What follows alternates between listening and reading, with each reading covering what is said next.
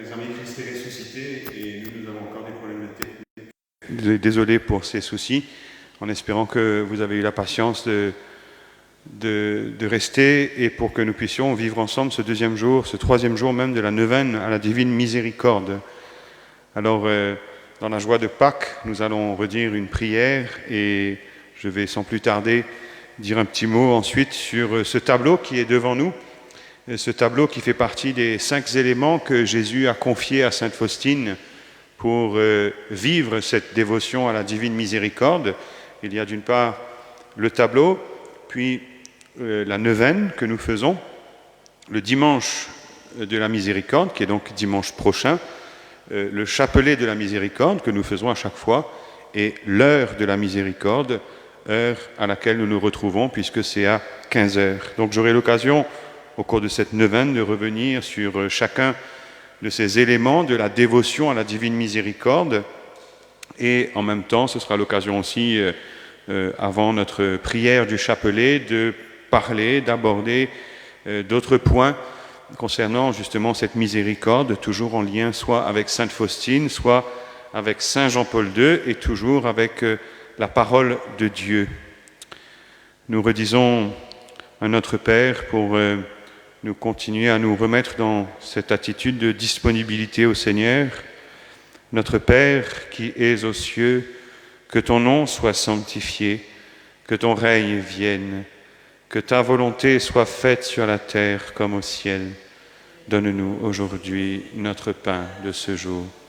Pardonne-nous nos offenses, comme nous pardonnons aussi à ceux qui nous ont offensés.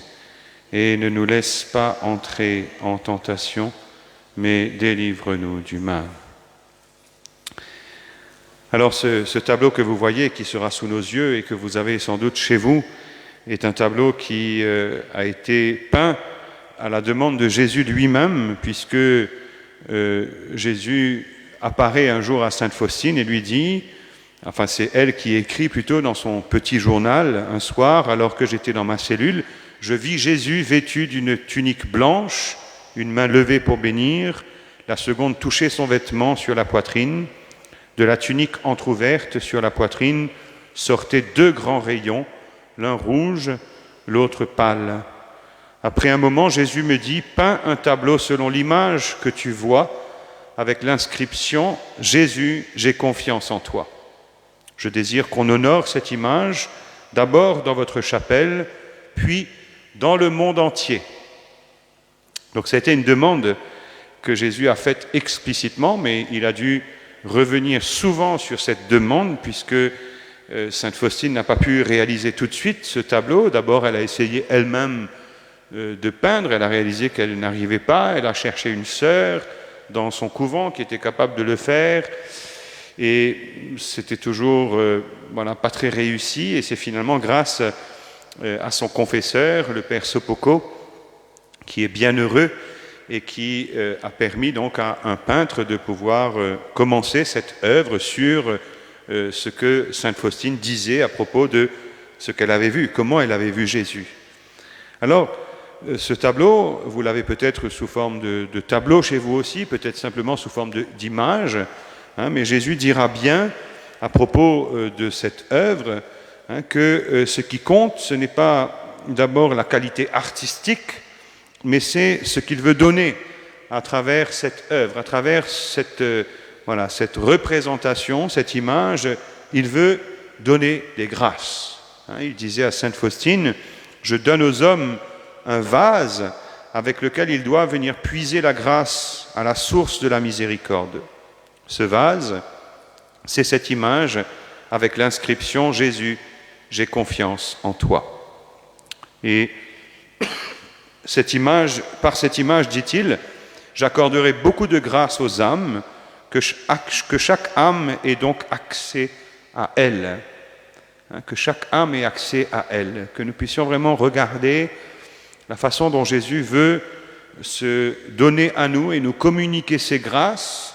Et ce n'est pas lié à la qualité artistique, encore une fois. On peut être à l'aise avec la représentation de Jésus, on peut être un petit peu moins à l'aise, mais peu importe. Ce qui compte, c'est vraiment de de croire en ce qu'il nous dit là. Je promets que l'âme qui honorera cette image, dit Jésus, ne sera pas perdue. Je lui promets aussi la victoire sur ses ennemis dès ici-bas, et spécialement à l'heure de la mort. Et nous voyons donc beaucoup d'éléments dans ce tableau, et je voudrais revenir sur chacun de ces éléments. D'abord, nous savons que, comme nous en avons parlé lorsque nous avons évoqué la médaille miraculeuse, c'était dans la médaille miraculeuse la petite Catherine Labouret qui voit ce que Marie lui présente, et elle va demander à ce qu'on puisse faire frapper une médaille comme elle le voit. Donc il y a là un acte d'obéissance tout simple sur la base de ce qui est vu. Ici, il y a mieux qu'une médaille miraculeuse, puisque c'est Jésus lui-même qui apparaît à Sainte Faustine et qui lui demande donc de représenter ce qu'elle voit. Et qu'est-ce qu'elle voit? Elle voit Jésus ressuscité. Aujourd'hui, nous célébrons la résurrection, nous sommes le dimanche de Pâques, et nous voyons que sur cette image, Jésus, il est bien vivant. Et non seulement il est vivant, mais on voit qu'il porte sur ses mains et sur ses pieds et sur son côté ces marques de sa passion. Nous le voyons dans l'évangile de Jean au chapitre 20, Jésus qui va montrer ces marques, ces stigmates, il va montrer à ses disciples. Et Thomas qui avait du mal à croire, si je ne mets pas ma main dans son côté, si je ne touche pas ses plaies, non, je ne croirai pas. Et là, Jésus apparaît avec vraiment cette posture de ressuscité et en même temps ces marques de sa passion. Donc c'est son corps glorieux, il est passé par les épreuves de sa passion, mais il est victorieux. Et alors, sa posture est intéressante puisque Jésus se présente comme debout, c'est la posture de la résurrection, mais en marche. Il n'est pas debout d'une manière statique. On voit sur cette image qu'il a un léger mouvement vers l'avant parce qu'il est en marche vers nous, il est en marche vers toi, il est en marche vers tous ceux qui ont besoin de sa miséricorde, c'est-à-dire le monde entier. Donc il vient vers nous. Et on voit que d'une main, il bénit, parce que c'est son désir que nous puissions recevoir cette bénédiction, et de l'autre main, il montre son cœur, puisque c'est ce cœur qui est la source. Le cœur de Jésus, le cœur sacré, a toujours été l'objet d'un culte dans l'Église, parce qu'on reconnaît dans ce cœur l'amour infini de notre Dieu. Et si le cœur est la source, les rayons sont justement l'expression de cette miséricorde qui vient de la source et qui nous rejoint. Donc il y a ce rayonnement rouge et pâle, comme disait Sainte Faustine, c'est-à-dire rouge et blanc, qui finalement représente ce que Jean voit dans l'Évangile quand il nous raconte qu'il a vu couler l'eau et le sang, symbole de la vie, symbole de la grâce et symbole donc de tout ce qui vient de cet amour infini du Seigneur pour nous. Et cette inscription, donc, comme je le disais hier, est très importante puisque c'est Jésus lui-même qui demande à ce que cette inscription, d'une certaine manière, nous aide aussi à comprendre que pour entrer par cette porte de sa miséricorde, il nous faut tout simplement la confiance. Lui, il nous donne tout. Il est mort, il est ressuscité, il nous bénit, il nous montre son cœur, de son cœur jaillissent les rayons, il vient vers nous, il est là, il est proche et il nous invite simplement à cette confiance. Vous vous souvenez qu'au cours de l'année de la miséricorde, dans ce jubilé extraordinaire, on avait justement, à la demande du pape François, des portes de la miséricorde qui étaient ouvertes un peu partout dans le monde, puisque chaque diocèse avait certaines églises qui étaient désignées comme étant les portes de la miséricorde, et on était invité à venir franchir ces portes pour faire une sorte de pèlerinage et pour pouvoir justement, à travers cet acte un peu physique, concret, nous approcher du Seigneur et venir recevoir sa miséricorde. Et on peut dire d'une certaine manière que cette image que Jésus a voulu est comme une sorte de porte de la miséricorde permanente qui est là, une porte par laquelle, à travers notre confiance, notre prière, nous pouvons entrer aussi pour accueillir sa miséricorde. Et c'est pourquoi nous pouvons vraiment accueillir avec confiance ce don que le Seigneur nous a fait. Alors vous voyez, après les problèmes techniques de sono, de connexion, maintenant nous avons un problème de lumière, mais je pense que vous êtes toujours là, et donc je continue. C'est Jean-Paul II lui-même qui, le 24 avril 2001, donc c'était un an après la canonisation de Sainte Faustine, c'était le dimanche de la miséricorde, et Jean-Paul II, au cours de son homélie, disait ceci, à travers le mystère de ce cœur blessé, le flux de l'amour miséricordieux de Dieu ne cesse de se répandre sur les hommes et les femmes de notre temps. Il parlait de cette image en disant ce n'est que là que celui qui aspire au bonheur authentique et durable peut en trouver le secret. Si tu as soif du bonheur, alors tu trouveras le secret dans cette source. Jésus, j'ai confiance en toi.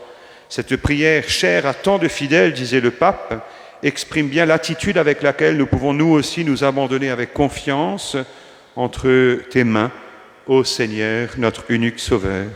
Un simple acte de confiance suffit à briser la barrière de l'obscurité et de la tristesse. C'est beau, un simple acte de confiance. Sortir du doute, du désespoir. Les rayons de la miséricorde divine redonnent l'espérance de façon particulière à celui ou celle qui se sent écrasé par le poids du péché. Donc c'est vraiment un encouragement de la part du Saint-Pape Jean-Paul II à nous approcher nous-mêmes de cette image et à méditer sur cette miséricorde et à poser intérieurement cet acte de confiance. Jésus, j'ai confiance en toi. Aujourd'hui, vous savez que dans ce 3e jour de la neuvaine, nous sommes invités à prier plus particulièrement pour les âmes pieuses et fidèles. Hier, nous avons prié pour les prêtres, pour les religieux. Merci pour vos prières. Et aujourd'hui, nous prions pour toutes les âmes pieuses et fidèles. Et Jésus dira que ces âmes m'ont consolé pendant mon chemin de croix. Parce que ces âmes pieuses et fidèles sont une source de consolation, parce qu'elles sont, ces âmes, donc ces personnes, celles qui consolent le plus Jésus de par leur amour qui est exprimé dans leurs prières ferventes et fidèles, comme il le dit ici. Nous avons beaucoup d'exemples dans l'Évangile de ces âmes pieuses, de ces âmes fidèles. Évidemment, le modèle de l'âme pieuse et fidèle, c'est la Vierge Marie, puisqu'elle est le modèle de l'Église en prière, elle est le modèle de la prière. Mais nous avons ces saintes femmes, celles qui sont au pied de la croix et qui sont là dans la fidélité malgré l'épreuve de la croix. Et puis, il y a aussi ces personnages de l'Évangile dont on parle peut-être un peu moins, mais qui sont vraiment l'expression même de ces âmes pieuses et fidèles. Je pense par exemple à cette femme cananéenne qui est là. Les apôtres la repoussent parce qu'elle n'arrête pas de crier vers le Seigneur, et les disciples lui disent « Renvoie-la, Seigneur », parce qu'elle nous poursuit de ses cris. Vous voyez, cette âme qui vraiment insiste pour se tourner vers le Seigneur, et elle se prosterne devant le Seigneur. « Seigneur, viens à mon secours », et en même temps, on voit tout ce respect qu'elle a, toute cette confiance qu'elle a, puisque Jésus dira « Femme, ta foi est grande, que tout se passe pour toi comme tu le veux ». Les âmes pieuses et fidèles, ce sont souvent des femmes d'ailleurs, pas toujours, mais ce sont ces personnes qui, animées par une grande foi, sont capables vraiment de pouvoir continuer à être mobilisées dans la prière, quelles que soient les circonstances, et de pouvoir donc faire preuve ainsi de fidélité. Je pense aussi à cette petite veuve qui est là dans le temple, puisqu'elle vient prier, et il n'est pas question de sa prière, mais plutôt de l'argent qu'elle va mettre dans le tronc, puisque Jésus disait que cette pauvre veuve a mis plus que tous les autres, vous vous souvenez, tout cela, ils ont pris pour faire leur offrande, ils ont pris sur leur superflu, mais elle a pris sur son indigence, elle a mis tout ce qu'elle avait pour vivre. Et je crois qu'il y a là vraiment une sorte de critère aussi pour voir la générosité de quelqu'un dans sa prière, dans la manière dont la personne est fidèle auprès du Seigneur. C'est souvent un révélateur. C'est la générosité aussi qui passe par le porte-monnaie, qui passe par la capacité à donner de ce que nous avons. C'est toujours un critère qui dit quelque chose des dispositions intérieures. Saint Paul, dans la deuxième lettre aux Corinthiens, dira que chacun donne comme il a décidé dans son cœur, sans regret, sans contrainte, car Dieu aime celui qui donne joyeusement. Et je crois que si Jésus demande à prier aujourd'hui spécialement pour ces âmes pieuses et fidèles, c'est parce que justement, elles ont cette grande générosité dans leur prière. Alors, nous allons prier plus spécifiquement pour elles et nous allons demander au Seigneur de les combler et de leur donner de pouvoir ainsi persévérer dans ce bel engagement.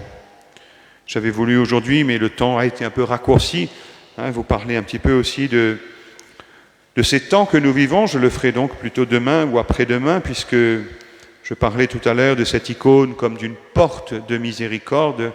Et Jésus lui-même, dans l'Évangile, nous dit « Je suis la porte. Si quelqu'un entre en passant par moi, il sera sauvé. » Et à Sainte Faustine, il dira « Avant de venir comme un juge équitable, j'ouvre d'abord toutes grandes les portes de ma miséricorde. » Jésus, comme nous le disons dans notre credo, reviendra pour juger les vivants et les morts. Donc il viendra pour un vrai jugement, qu'on appelle le jugement dernier. Mais il dit, avant ce jour où je viendrai comme juge, je veux ouvrir toutes grandes les portes de ma miséricorde. Qui ne veut pas passer par la porte de ma miséricorde doit passer par la porte de ma justice.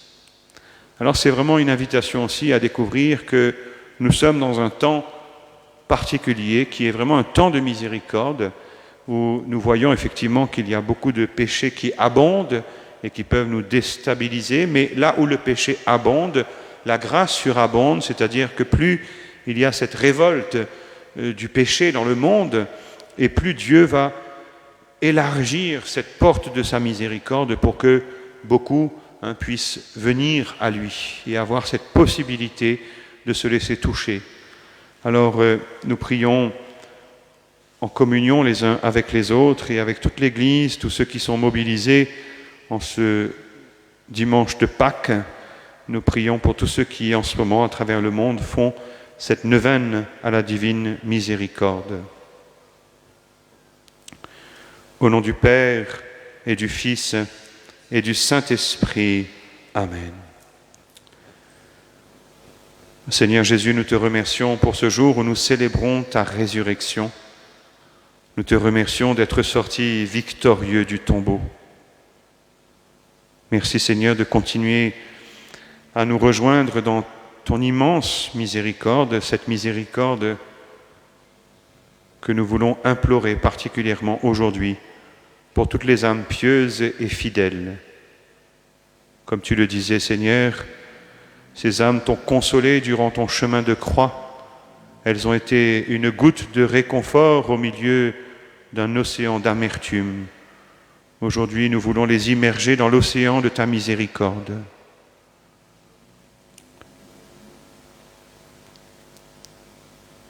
Je crois en Dieu, le Père Tout-Puissant, Créateur du ciel et de la terre, et en Jésus-Christ, son Fils unique, notre Seigneur, qui a été conçu du Saint-Esprit, est né de la Vierge Marie, a souffert sous Ponce Pilate, a été crucifié, est mort et a été enseveli, et est descendu aux enfers. Le troisième jour est ressuscité des morts, est monté aux cieux, est assis à la droite de Dieu, le Père Tout-Puissant, d'où il viendra juger les vivants et les morts. Je crois en l'Esprit Saint, à la Sainte Église catholique, à la communion des saints, à la rémission des péchés, à la résurrection de la chair, à la vie éternelle. Amen. Notre Père qui es aux cieux, que ton nom soit sanctifié, que ton règne vienne, que ta volonté soit faite sur la terre comme au ciel.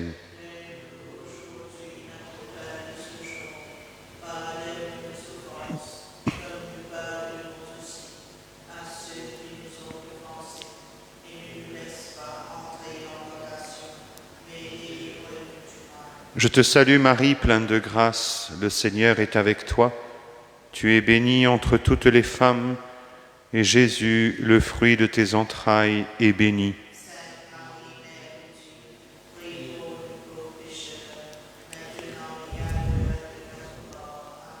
Gloire au Père, au Fils et au Saint-Esprit.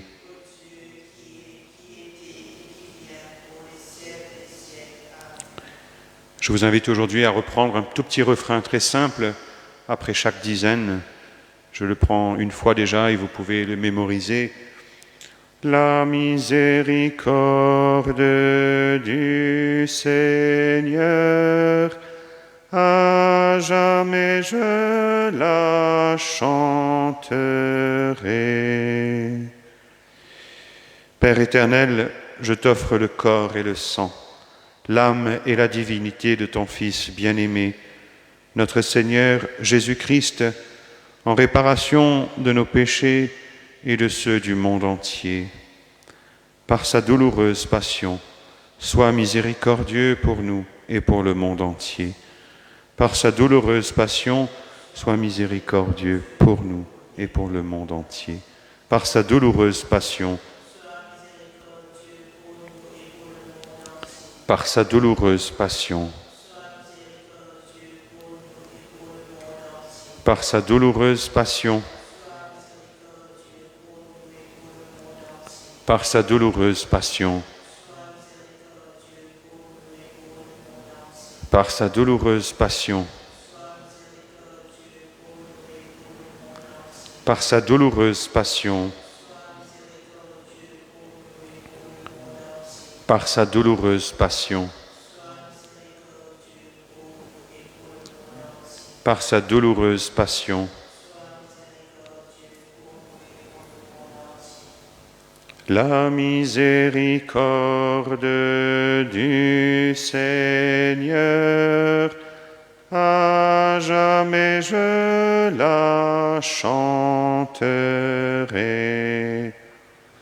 La miséricorde du Seigneur, à jamais je la chanterai. Père éternel, je t'offre le corps et le sang, l'âme et la divinité de ton Fils bien-aimé, notre Seigneur Jésus-Christ, en réparation de nos péchés et de ceux du monde entier. Par sa douloureuse passion, par sa douloureuse passion, par sa douloureuse passion, par sa douloureuse passion, par sa douloureuse passion,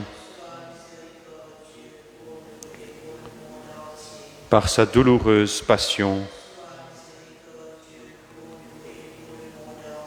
par sa douloureuse passion, par sa douloureuse passion, par sa douloureuse passion, par sa douloureuse passion,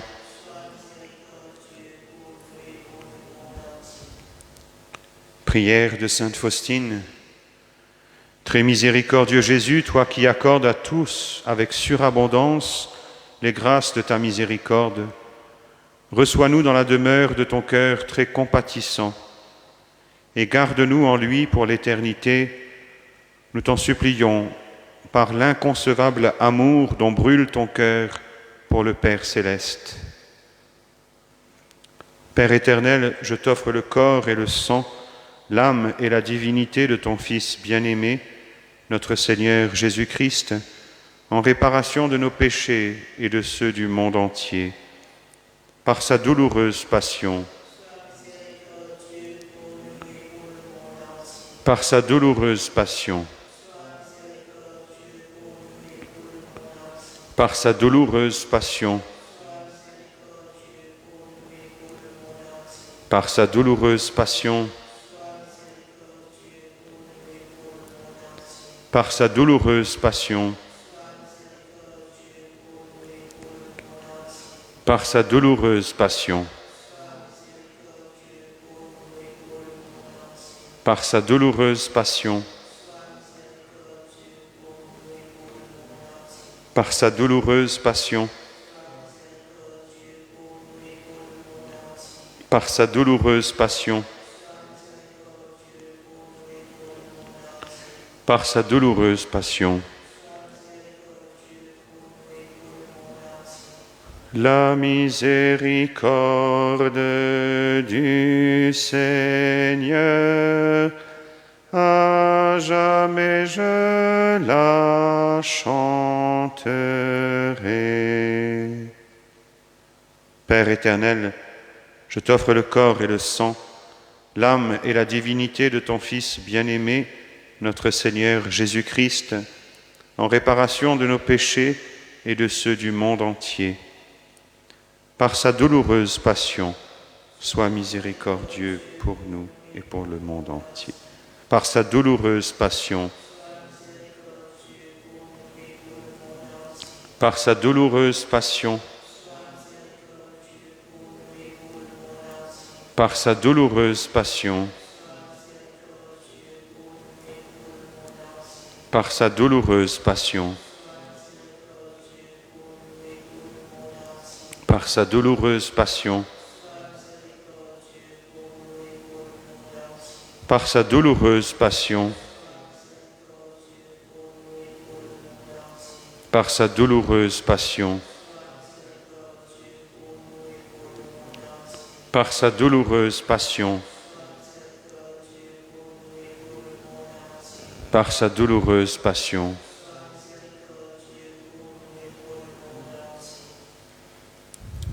Prière de Sainte Faustine.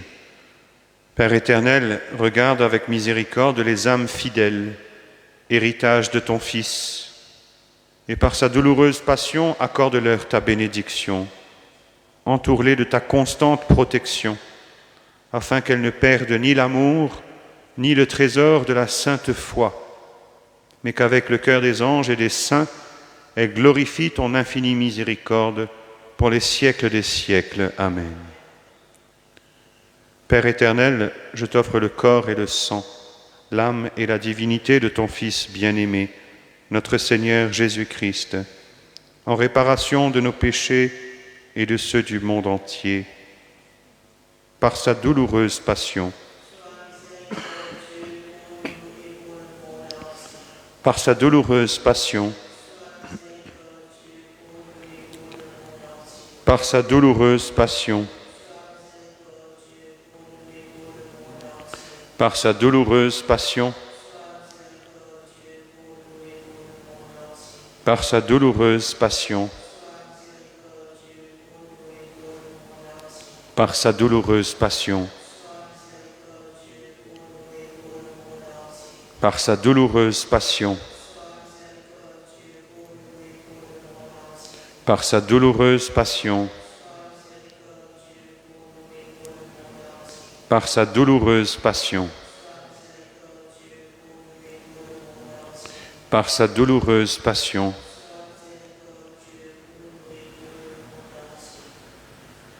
Dieu saint, Dieu fort, Dieu éternel, aie pitié de nous et du monde entier. Dieu saint, Dieu fort, Dieu éternel, aie pitié de nous et du monde entier. Dieu saint, Dieu fort, Dieu éternel, aie pitié de nous et du monde entier. Sainte Faustine, prie pour nous. Saint Jean-Paul II, prie pour nous. Le Seigneur soit avec vous. Que Dieu Tout-Puissant vous bénisse, le Père, le Fils et le Saint-Esprit. Amen. Allez dans la paix du Christ. Alors, bonne fête de Pâques encore à ceux qui nous ont rejoints. Désolé pour les petits soucis techniques qui ont été résolus, comme vous le voyez. Et demain, donc, nous nous retrouverons à 15 heures pour la suite de la neuvaine. Je vous rappelle que nous comptons sur votre don pour la paroisse. Vous avez les coordonnées sur le site internet et sur la page Facebook. Vous pouvez aussi continuer à laisser vos intentions à l'adresse molintention@gmail.com, vos questions, mosquestions@gmail.com avec un K, mais aussi votre témoignage, motémoignage@gmail.com. Toutes ces adresses sont indiquées.